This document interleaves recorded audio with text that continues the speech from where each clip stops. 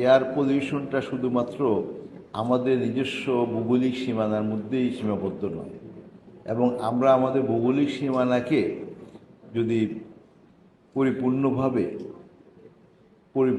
Pollution মুক্ত করি, তো তাতেও আমরা আমাদের পলিউশন মুক্ত হবে না।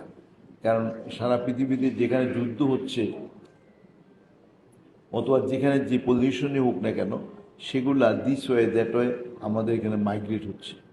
আর আমাদের ইন্টারনাল পলিউশন জেনারেশনের পরিমাণ তো অনেক বেশি। এই ব্যাপারে কোনো দ্বিমত করার কোনো সুযোগ নেই।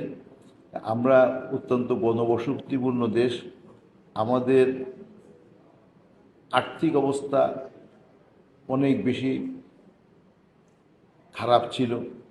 সময়ের ব্যবধানে আমরা উন্নত জীবন যাপন করার স্বপ্ন দেখে সেই স্বপ্ন পূরণের জন্য যখন যাত্রা আরম্ভ করি, তখনই আমাদেরকে অনেক শিল্প কারখানা স্থাপন করতে হয়েছে, মানুষের চিকিৎসার জন্য হাসপাতাল প্রতিষ্ঠিত করতে হয়েছে, আমাদেরকে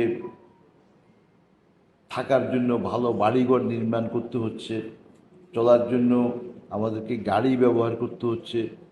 এবং একসময় ঢাকা শহরে রিক্সা ছিল, খুব স্বল্প সংখ্যক মোটর চালিত গাড়ি ছিল, তো সেখানে তখন পলিউশনের পরিমাণ অনেক কম ছিল।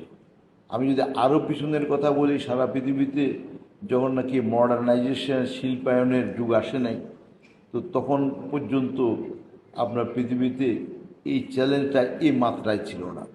তো এখন আমাদের উন্নয়ন যেমনি হচ্ছে, এই উন্নয়নটাকে আমাদের জন্য বন্ধ করে দেওয়ার কোনো সুযোগ যেমনি নাই, পৃথিবীতে কেউ বন্ধ করে দেয়নি। আর আমরা তখন উন্নয়ন আরম্ভ করেছি যখন নাকি সারা পৃথিবীর উন্নয়ন করতে গিয়ে যে পরিমাণ পলিউশন করার দরকার, তারা আনঅ্যাকাউন্টেবল, অর্থাৎ জবাবদিহিতা মুক্তভাবে তারা সে পলিউশনটা করেছেন এবং টোটাল পৃথিবীকে পলিউটেড করেছেন। করার বিনিময়ে তাদের উন্নত অবস্থা তারা সৃষ্টি করেছে।